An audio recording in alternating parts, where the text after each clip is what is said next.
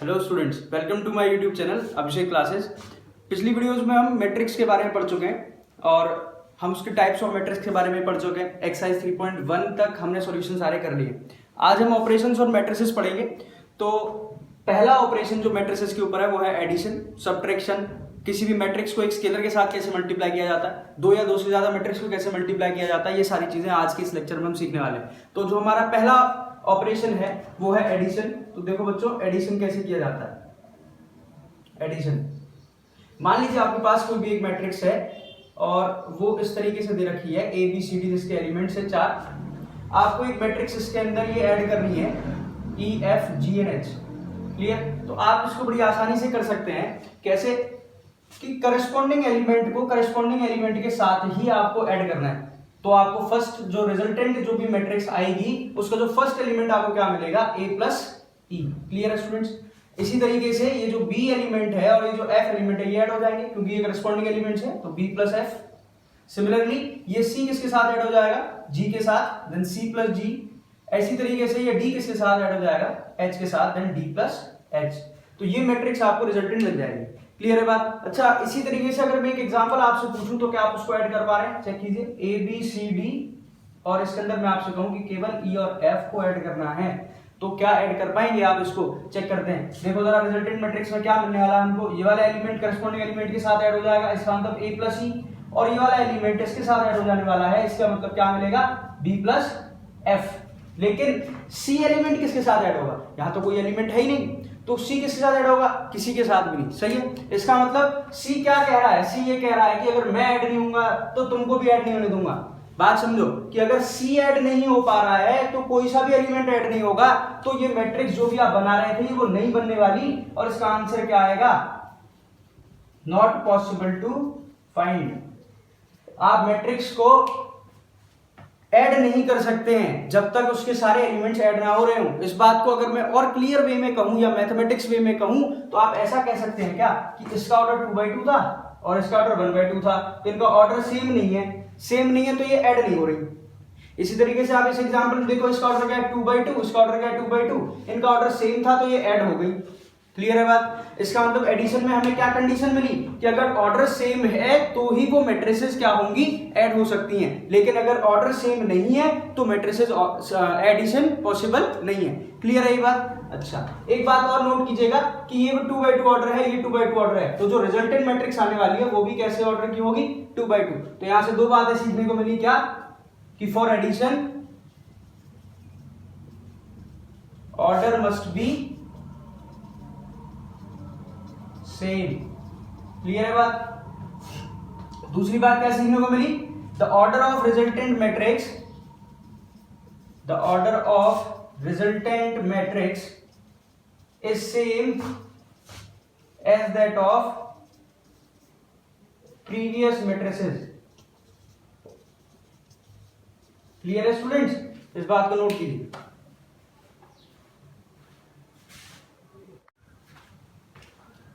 Students देखिए, हमने addition सीख लिया, उसके बाद हम सीखते हैं इसके ऊपर कुछ प्रॉपर्टीज ऑन एडिशन। देखिए जरा,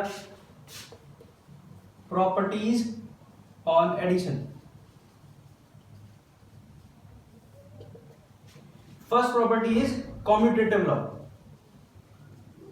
कॉम्यूटेटिव लॉ, इसका मतलब क्या है कि अगर आप ए मैट्रिक्स के अंदर बी मैट्रिक्स को ऐड कर रहे हैं, हम ये मान के चल रहे हैं कि ये डिफाइन है, कहने का मतलब ए और बी दोनों मैट्रिसेस का ऑर्डर सेम है, ठीक, तो वो इक्वल होती है किसके, बी प्लस ए के। A plus B equals to B plus A, ठीक है। इसी लॉ को हम क्या कहते हैं, कॉम्यूटेटिव लॉ बोलते हैं। क्लियर है बात? ठीक।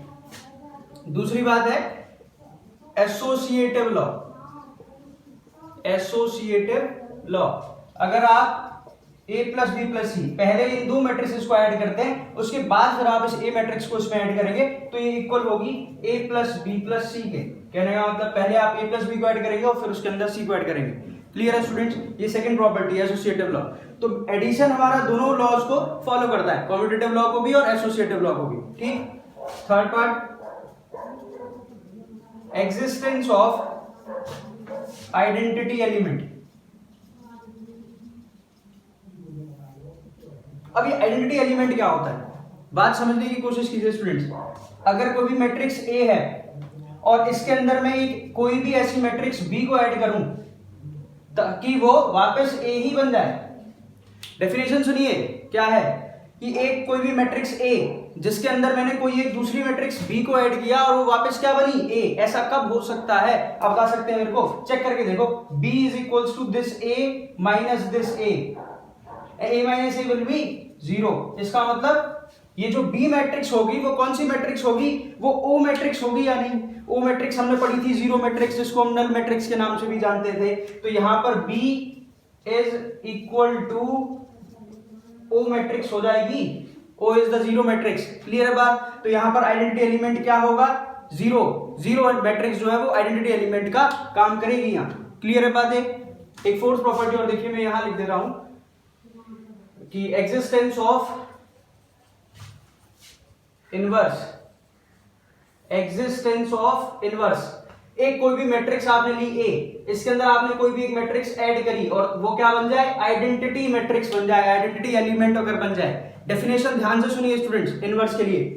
अगर कोई भी एक मैट्रिक्स ए, उसके अंदर कोई भी दूसरी मैट्रिक्स मैंने बी ऐड करी और वो क्या बन जाए? एक आइडेंटिटी एलिमेंट बन जाए। आइडेंटिटी एलिमेंट क्या निकाल चुके हैं आप? जीरो मैट्रिक्स, इसीलिए किसके इक्वल है? जीरो के। तो बी का वैल्यू क्या मिलेगा यहां से? माइनस ए। तो ए का एडिटिव इनवर्स क्या हो जाएगा? माइनस ए, और माइनस ए का एडिटिव इनवर्स क्या हो जाएगा? ए। क्लियर है स्टूडेंट्स ये बात? देखिए बड़ा ही आसान है इसको समझना। अगर मैं इसको नंबर्स की फॉर्म में कहूं तो मान लीजिए मैं आपसे कह रहा हूं 2, तो 2 का एडिटिव इनवर्स क्या होगा? तो 2 का एडिटिव इनवर्स क्या होता है? -2। क्यों? क्योंकि 2 में अगर आप -2 को ऐड करने वाले हैं तो वो किसके बराबर आ जाता है? 0 के। क्लियर है स्टूडेंट्स ये बात? तो 2 का एडिटिव इनवर्स क्या आ रहा है? -2। इसी तरीके से मैट्रिक्स में भी होता है, a का एडिटिव इनवर्स क्या आ गया? -a, और -a का एडिटिव इनवर्स पूछूंगा तो क्या आएगा? a। सिमिलरली -2 का एडिटिव इनवर्स क्या होगा?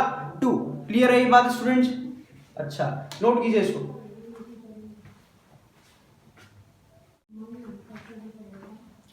Our second operation is subtraction. Our second operation is subtraction. दूसरा ऑपरेशन क्या है? सब्ट्रैक्शन। हम एडिशन सीख चुके, एडिशन पर हमने 4 प्रॉपर्टीज देखी, अब सब्ट्रैक्शन देखते हैं। जैसे जैसे आपने प्रॉपर्टीज एडिशन में पढ़ी थी, बिल्कुल जस्ट सेम किसके लिए है? सब्ट्रैक्शन के लिए है। क्लियर है? जैसे जैसे आपने एडिशन में पढ़ा था कि आप कैसे करस्पॉन्डिंग एलिमेंट्स को ऐड कर रहे थे, सिमिलरली आप करस्पॉन्डिंग एलिमेंट्स को ही इसमें क्या करेंगे? सब्ट्रैक्ट करने वाले। लेकिन क्या सवाल उठता है यहां पर कि जो कम्यूटेटिव लॉ एडिशन में फॉलो हो रहा था, जो आप लिख रहे थे कि a plus B equals to B plus A है, तो क्या वो यहां पे भी फॉलो होगा? क्या कम्यूटेटिव लॉ क्या यहां पे भी फॉलो होना चाहिए? क्या a माइनस बी माइनस ए के इक्वल होता है क्या? ये तो नहीं होता। तो इसका मतलब ये कम्यूटेटिव लॉ को फॉलो नहीं करता है। क्या? सब्ट्रैक्शन। क्लियर हो रही है बात स्टूडेंट कुछ? ठीक है, एडिशन में वो कम्यूटेटिव लॉ को फॉलो कर रहा था, लेकिन सब्ट्रैक्शन में वो कम्यूटेटिव लॉ को फॉलो नहीं कर रहा है। क्लियर है ना? ठीक। इसी तरीके से अगर मैं बात करूं एसोसिएटिव की, तो क्या एसोसिएटिव को फॉलो करेगा? ये नहीं करेगा ना भाई। a minus B minus C is not equals to a minus B minus C. Clear है स्टूडेंट्स? गुड। चलिए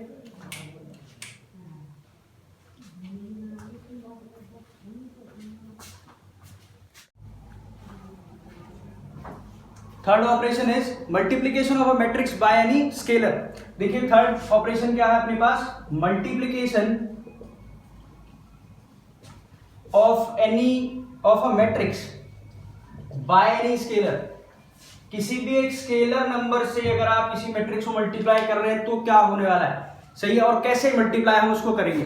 देखो बात समझिए कि अगर मैंने कोई भी एक मैट्रिक्स ए लिखी और वो मैट्रिक्स में लिखी ए बी सी डी, इस तरीके से 2x2 ऑर्डर की। ठीक, आप कोई भी ले सकते हैं, जरूरी नहीं है मैं हर बार स्क्वायर मैट्रिक्स ले लेता हूं, ऐसा कुछ नहीं है, ऐसा कोई इंपॉर्टेंट नहीं है। आप रेक्टेंगुलर मैट्रिक्स भी इसमें ले सकते हैं, कोई परेशानी वाली बात नहीं है। ठीक, उसके बाद अगर मैं आपसे कहूं कि इसके अंदर लैम्डा कोई भी एक स्केलर है, लैम्डा इज एनी स्केलर, कोई भी वैल्यू हो सकती है उसकी, और उस लैम्डा का मल्टीप्लाई आपने इस मैट्रिक्स ए के अंदर करना है, तो वो क्या बनने वाला है? चेक कीजिए, lambda into the matrix A B C D. तो ये जो लैम्डा है वो हर एलिमेंट के साथ मल्टीप्लाई हो जाएगा। यहाँ लैम्डा हर एलिमेंट के साथ मल्टीप्लाई हो जाएगा, तो आपको ये मैट्रिक्स कैसे दिखेगी? This will be lambda A, lambda B, lambda C and lambda D. Clear है स्टूडेंट्स? ठीक है। इसी बात को अगर मैं उल्टा कहना चाहूं तो आप ऐसा भी कह सकते हैं कि आपको कोई एक मैट्रिक्स मान लीजिए बी दे रखी है, के ए, के बी, के सी एंड के डी। ठीक, तो अगर आपको इस मैट्रिक्स में से के कॉमन निकालना है तो हर एलिमेंट के अंदर वो आना चाहिए, तभी आप उसको क्या कर सकते हैं, कॉमन निकाल सकते हैं। क्लियर है? तो b equals to K common, then A B C and D. Clear है स्टूडेंट? ऐसा कभी भी आप नहीं करेंगे कि मान लीजिए आपको एक मैट्रिक्स दे दी है, या मैं यहाँ लिख देता हूं, ऐसे आपको दे दी मान लीजिए मैट्रिक्स कि ए बी के सी एंड के डी, तो आपने सोचा कि एक रो में है, मैं इसमें से कॉमन निकाल लेता हूं, तो ये इसको आप ऐसा लिख दो कि के कॉमन आ गया और ए बी सी डी। तो ऐसा कभी भी नहीं होने वाला है। ठीक है, ये बात नोट कर लेंगे आप। इसका मतलब क्या है कि मैट्रिक्स में जब भी आप इस स्केलर से मल्टीप्लाई करेंगे तो वो हर एलिमेंट के साथ मल्टीप्लाई होगा, और जब भी आप कॉमन निकालेंगे तो वो हर एलिमेंट में से क्या आना चाहिए, कॉमन आना चाहिए। क्लियर है स्टूडेंट्स? नोट कीजिए इसको।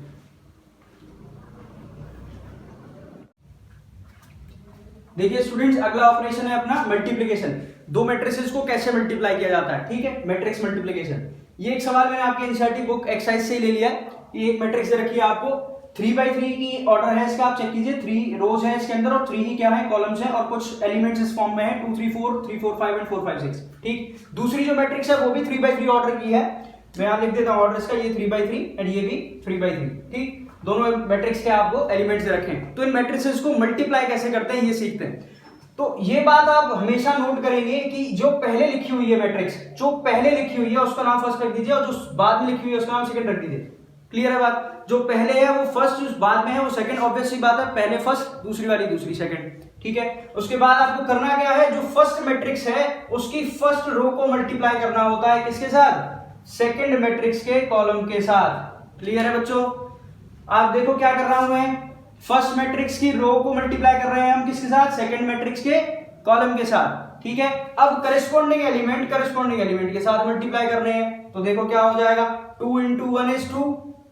ठीक, इस तरीके से 3 into 0 will be 0, और बाकी इस आइटम्स आपको ऐड करते हुए लिखने हैं, मैं अभी पहला ही एलिमेंट लिख रहा हूं। ठीक है, अच्छा, फिर 4 into 3 will be 12। क्लियर है स्टूडेंट्स? ठीक बात है। अभी ये पहला एलिमेंट आया मेरे पास, फिर से सुन लीजिए मैं क्या कह रहा हूं कि फर्स्ट मैट्रिक्स की रो को सेकंड मैट्रिक्स के कॉलम के साथ मल्टीप्लाई कर रहा हूं। ठीक, और करस्पॉन्डिंग एलिमेंट के साथ मल्टीप्लाई होगा। इसका मतलब 2 मल्टीप्लाई 1 के साथ होगा 2, 3 मल्टीप्लाई 0 के साथ होगा 0, एंड 4 मल्टीप्लाई 3 के साथ हो जाएगा 12। अब इस कॉलम का काम खत्म हो गया, इसी रो को आप अगले कॉलम के साथ मल्टीप्लाई करेंगे तो आपको क्या मिलेगा, अगला एलिमेंट मिलेगा स्टूडेंट्स। ठीक है, देखिए 2 into -3 is -6, 3 into 2 is +6, and 4 into 0 will be 0। Clear students? ये सेकंड एलिमेंट मिल चुका है आपको रिजल्टेंट मैट्रिक्स का। अब इसी रो को आप थर्ड कॉलम के साथ मल्टीप्लाई करेंगे, देखो क्या मिलेगा, 2 into 5 will be 10, 3 into 4 will be 12, and 4 into 5 will be 20। Clear students? तो आपने क्या किया, इस फर्स्ट वाली मैट्रिक्स की रो का मल्टीप्लाई तीनों कॉलम के साथ आपने कर दिया है 1 by 1। ठीक है, और 3 एलिमेंट्स आपको मिल चुके हैं। अब रो 1 का काम खत्म, तो अब आप आ जाइए किस पे, रो 2 पर। रो 2 में भी अब करस्पॉन्डिंग एलिमेंट वापस उसी तरीके से मल्टीप्लाई होंगे जिस पैटर्न में आपने पहले मल्टीप्लाई किए। ठीक है, चेक करिए स्टूडेंट्स फिर से, 3 into 1 will be 3, 4 into 0 will be 0, 5 into 3 is 15। Clear students? First column का काम खत्म, सेकंड कॉलम पे आ जाइए, 3 into -3 is -9, 4 into 2 is 8, and 5 into 0 is 0। इसी तरीके से इसी रो को आप थर्ड कॉलम के साथ मल्टीप्लाई करेंगे, 3 into 5 is 15, 4 into 4 will be 16, and 5 into 5 is 25। Clear students? अब रो 2 का भी काम खत्म, अब किस पे आ जाइए, रो 3 पे। रो 3 को भी फिर किसके साथ मल्टीप्लाई करेंगे, कॉलम 1 के साथ, 4 into 1 is 4, plus 5 into 0 is 0, and 6 into 3 is 18, 4 into -3 is -12, 5 into 2 is 10, 6 into 0 is 0, 4 into 5 is 20, 5 into 4 20, और 6 into 5 is 30। इन मैट्रिसेस को जितने भी नंबर्स आपको मिले इन सबको ऐड कीजिए, वही आपकी रिजल्टेंट मैट्रिक्स है। ऐड करने के बाद मैं यहां लिख देता हूं उसको, देखो जरा, 12 plus 2 is 14, -6 and +6 will be cancelled out, this is 0, 20 plus 12 32 plus 10 42, 15 and 3 is 18, -9 plus 8 -1, 15 and 25 and 15 40 and 16 56, 18 and 4 is 22, -12 + 10 -2, and this is 30, 50 and 20 is 70. Clear students? This will be your final answer. तो फिर से सुनिए matrix में मैंने क्या किया, किस तरीके से मल्टीप्लाई की, ठीक है। और फिर हम इसके बाद कंडीशन जानेंगे कि कब कब मैट्रिक्स मल्टीप्लाई होती है और कब कब मैट्रिक्स मल्टीप्लाई नहीं होती है, ठीक है। ये भी एक बहुत इंपॉर्टेंट पॉइंट है इसका। तो देखो जरा क्या हो रहा है कि फर्स्ट मैट्रिक्स की रो का मल्टीप्लाई सेकंड मैट्रिक्स के कॉलम के साथ हो रहा है। तो आप इसको आरसी करके याद कर सकते हैं, आरसी, ठीक है। अब आरसी से कुछ और मत समझ लेना, आरसी यही, आर मतलब रो और सी मतलब कॉलम, ठीक है। हाँ, तो फर्स्ट मैट्रिक्स की रो और सेकंड मैट्रिक्स का कॉलम, इसी तरीके से आप इसको मल्टीप्लाई करते हुए जाएंगे, आपको एक मैट्रिक्स मिलेगी। अच्छा, एक बात ध्यान दिया आपने कि ये 3/3 ऑर्डर की थी, ये 3/3 ऑर्डर की थी, तो रिजल्टेंट में भी कैसे मिली 3/3। तो क्या ये एडिशन की तरह ही है? एडिशन में मैंने आपको ये लिखाया था ना, तो क्या ये एडिशन की तरह है? नहीं। चलो चेक करते हैं। मान लीजिए मैंने आपको लिखी है एक मैट्रिक्स 1, 2 और 3, ठीक। इसका ऑर्डर क्या है बता सकते हैं मेरे को? 1/3, क्योंकि इसके अंदर एक रो है और कितने कॉलम्स हैं? 3 कॉलम्स हैं। अब मान लीजिए मैंने आपको एक मैट्रिक्स लिखी कि 1 और 2, ये क्या है 1/2, तो क्या ये मल्टीप्लाई हो सकती हैं? चलो करके देखते हैं, एक बार ट्राई करते हैं। देखिए इसकी रो और इसका क्या होगा, ये कॉलम, तो करस्पॉन्डिंग एलिमेंट के साथ मल्टीप्लाई करना है। तो 1 × 1 इज 1, लेकिन ये 2 किसके साथ मल्टीप्लाई होगा? 2 तो किसी के साथ मल्टीप्लाई हो नहीं सकता, क्योंकि इसमें कोई एलिमेंट नहीं है। क्लियर हो रही है कुछ बात स्टूडेंट्स? देखो इसमें फर्स्ट रो का मल्टीप्लाई फर्स्ट कॉलम के साथ करना होता है, तो ये 2 किसके साथ मल्टीप्लाई होगा? किसी के साथ नहीं। तो 2 क्या बोलेगा? जब हम मल्टीप्लाई नहीं हो सकते सनम, तो तुमको कैसे होने देंगे? तो ये भी मल्टीप्लाई नहीं होगी। इसका मतलब क्या लिखे हुए यहाँ? Not possible to find, not possible to find. अब मैं आपको एक ट्रिक बताता हूं कि कब ये मैट्रिसेस मल्टीप्लाई होती हैं और कब ये मैट्रिसेस मल्टीप्लाई नहीं होती। चलिए एक एग्जांपल और करते हैं इस पे। देखिए क्या है, this will B 1, 2 and 3, order is 1/3, and this will B 1, 2, 3, order is 3/1। सही है। तो अब मल्टीप्लाई करके देखें कि मल्टीप्लाई हो रही है या नहीं हो रही है। चेक करो, इसकी रो और इसका column, 1 × 1 is 1, plus 2 × 2 is 4, 3 × 3 is 9। ये तो आराम से मल्टीप्लाई हो गई। अब कोई ना तो कोई कॉलम है और ना ही इसके आगे कोई रो है, तो ये होगी मैट्रिक्स क्या आ गई? 9 और 4 13, 1 14। इसका ऑर्डर क्या है? 1/1। तो यहां तो ऑर्डर सेम नहीं था, फिर भी मल्टीप्लाई हो गई। यहां ऑर्डर सेम नहीं था, मल्टीप्लाई नहीं हुई। यहां ऑर्डर सेम था, मल्टीप्लाई हो गई। तो भाई कुछ ना कुछ तो इसके अंदर ट्रिक होगी ना कि कब मल्टीप्लाई हो रही है। तो बात को ध्यान से समझिए कि फर्स्ट मैट्रिक्स का कॉलम और सेकंड मैट्रिक्स की रो अगर इक्वल है तो ही मल्टीप्लिकेशन पॉसिबल है। क्लियर है बात कुछ? कि अगर फर्स्ट मैट्रिक्स का कॉलम सेकंड मैट्रिक्स के रो के इक्वल है तो ही मल्टीप्लिकेशन पॉसिबल है। आप देखो इधर, फर्स्ट मैट्रिक्स का कॉलम ये इक्वल है सेकंड मैट्रिक्स की रो के साथ, तभी तो मल्टीप्लाई हो गई। सही है। इधर चेक करके देखो, फर्स्ट मैट्रिक्स का कॉलम सेकंड मैट्रिक्स की रो के इक्वल है, मल्टीप्लाई हो गई। कुछ बात समझ में आ रही है? अच्छा, इन प्रॉपर्टीज को अब हम लिखते हैं एक बार। पहले आप इसको नोट कर लीजिए, फिर हम इसको लिखते हैं, ठीक है। नोट कीजिए इसे। देखिए स्टूडेंट्स, हमने मैट्रिक्स की मल्टीप्लिकेशन सीखी और ये भी सीखा कि कब कब वो मल्टीप्लाई होती है, ठीक। अब उस बात को लिख लेते हैं एक बार। देखिए क्या है, फर्स्ट पार्ट है इसका कि matrix multiplication is possible only if the columns of first matrix is equals to the rows of second matrix। Clear बात है स्टूडेंट्स? पहली बात हमने सीखी कि मैट्रिक्स का मल्टीप्लिकेशन कब पॉसिबल है। वो तभी पॉसिबल है जब पहली मैट्रिक्स का कॉलम पार्ट जो है, number of columns second matrix की नंबर ऑफ रोज के इक्वल हो जाए। क्लियर है स्टूडेंट्स? बात याद रहेगी, बड़ा ही इंपॉर्टेंट बात है ये। इस पर एक क्वेश्चन फ्रेम करके दिखाऊंगा मैं आपको, बहुत ही अच्छा क्वेश्चन, ठीक है। तो याद रखेंगे इस पार्ट को आप। अच्छा, दूसरी बात और इसके अंदर हमें क्या सीखनी है, वो ये सीखनी है, आप चेक करो। मैंने पहला एग्जांपल लिखा था जिसमें एक मैट्रिक्स थी जिसका ऑर्डर 3/3 था और फिर 3/3 था। तो रिजल्टेंट में मैट्रिक्स क्या आ रही थी, एक 3/3 की आ रही थी। चेक कर लेंगे आप, ठीक है। फिर मैंने दूसरा एग्जांपल क्या दिया था आपको, जो नॉट पॉसिबल टू फाइंड था, उसकी बात नहीं कर रहे। तीसरा एग्जांपल क्या था कि एक ऑर्डर था 1/3 और दूसरी मैट्रिक्स का ऑर्डर था 3/1 और इसका आंसर क्या आ रहा था 1/1 का आंसर 14 आ रहा था ना, याद होगा आपको, ठीक है। अच्छा, इसमें एक बात और नोट कीजिए कि जो रिजल्टेंट मैट्रिक्स का ऑर्डर है वो कैसे निकाला जाता है।